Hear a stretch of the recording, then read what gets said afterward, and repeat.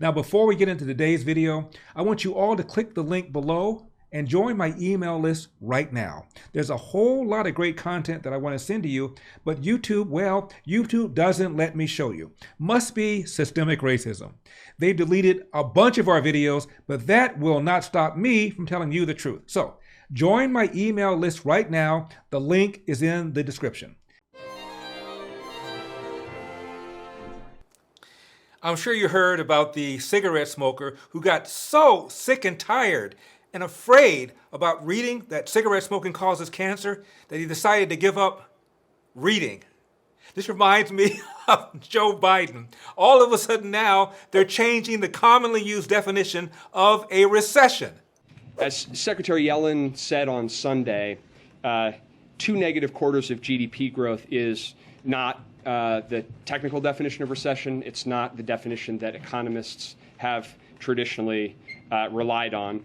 No, what are you talking about? It's like calling a illegal alien undocumented, homeless person unhoused. Now all of a sudden they're changing the definition of a recession. Now, traditionally you go on the news, economists have called it back-to-back negative quarters. It is true, there's no official definition of a recession. It's just the one people commonly use. For example, take this broadcast, June 17, year of our Lord, 2020, NBC. Now to the economy, and a critical question tonight as we face skyrocketing costs and higher interest rates. Are we at a turning point headed for a recession? The president says not necessarily, but many others worry. Here's Tom Costello. Even as President Biden insists a recession is not inevitable, a growing number of business leaders disagrees. 60% of global CEOs, according to a new survey, expect a recession in the next 12 to 18 months. The risk increasing if gas climbs over $5 a gallon nationally, inflation remains high, and the Fed keeps raising interest rates. Wall Street closed mixed today. The Dow down 17% this year. We've pumped a lot of money into the system to try and bail ourselves out of a complete economic global shutdown due to the pandemic, right? That is going to take a while to unwind. A recession is defined as 2 quarters in which the economy contracts rather than grows. What? 2 quarters of negative economic growth is a recession? Oh, that's just NBC News. What about CBS? Well, a rising number of financial experts say that the U.S. is headed into a recession as inflation continues to soar. In the first quarter of 2022, the U.S. GDP dropped by 1.6%. Technically, the country is in a recession when gross domestic product falls during 2 quarters back to back. What? 2 back-to-back quarters? Say it ain't so. What are they saying over at CNN? Chris Cillizza, inflation affects every American directly. The Biden administration is trying to point out the definition of a recession is nuanced. But I got to tell you, I struggle with this. I get that why they want to do it from a political perspective, but like you can't fake this. No, I was laughing to myself with the in my view thing that Caitlin highlighted, because it's like, well, in my view, I should be drafted into the NBA. Like the NBA executives didn't agree with that. Right. Like it doesn't really matter what you think. There is a technical definition, 2 straight quarters of negative economic growth. NBC? CBS? CNN?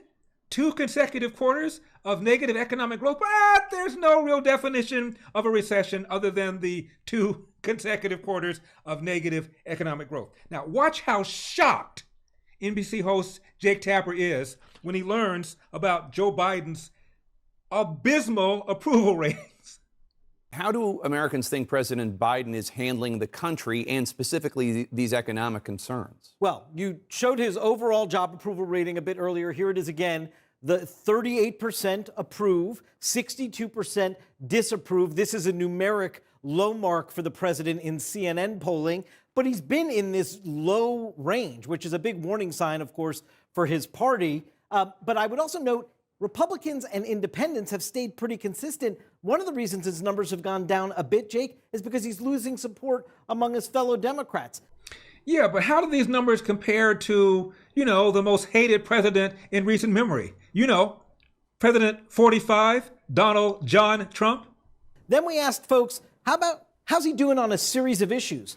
46% approval on the situation in Ukraine. Yikes. 39% approval on immigration. But take a look at these numbers here. On the economy, he's at 30% approval, below his overall approval. On the most important issue. And on inflation, only 25% of respondents approve of how the president is tackling what is the most pressing issue by far, people say, in terms of how the economy is impacting their family. Yeah, but how does he stack up against who? How is Biden doing compared to his predecessors? One way we look at that, Jake, we ask folks, do you believe Joe Biden has the right priorities? Okay, so right now, only 31% say yes, President Biden has the right priorities. 68% say no. This is up 10 points since we scored this last year in the Biden presidency. So now let's take a look at how that 31% who say yes, he has the right priorities stacks up against his modern era predecessors. Look at that. Not very well. 31% for Biden is clearly the low watermark of all Trump, Obama, Bush, and Clinton on this score, Jake. That's shocking. Shocking. Where were you guys? Where were you? Where were you when he's printing all this money? Where were you when he's paying all this money? You supported it. Where were you when he trashed the oil and gas industry? Where were you? Where were you when he decided to stop leasing on federal property? Where were you when he shut down Keystone Pipeline? Where were you when he shut down any kind of drilling in Anwar? Where were you? Shocking. I posted a series of tweets about this state senator from Rhode Island who stood on her hand and in some sort of, I guess, way of attracting votes, she did this. Now, let me tell you something. I would have preferred for Democrats to have stood on their heads rather than pass a bunch of stupid legislation, all the spending on coronavirus, all the spending on climate change, all the spending, Obamacare. Wouldn't it have been much better for the country if Democrats had stood on their hand at a beach and done what she's done? But, so I put a few lines underneath that. Here's one. We'll jiggle for a tank of gas. Hey, at least you can't say she is the black face of white supremacy. Is somebody going to sue her for cultural appropriation? Because after all, she's copying this gentleman. I don't know whether or not he's white, but his neck looks like it's white. Another line I said, this is a moment when you force your mom and dad to question their parenting skills. How about this one? I blame Putin. Has this athlete's refusal to stand for the national anthem finally gone too far? NASA confirms that spacecraft piloted by aliens recently flew over Earth, but quickly returned to their planet because they were shocked by creatures who were too primitive to know how to walk. Again, as you know, you can call the show at 888-971-7243, 888-971-7243. Let's take a call. Hi, Larry. I just love watching your videos. It's so nice. I mean, you're easy to watch. I don't even feel like I'm being educated when I watch you. It feels like entertainment.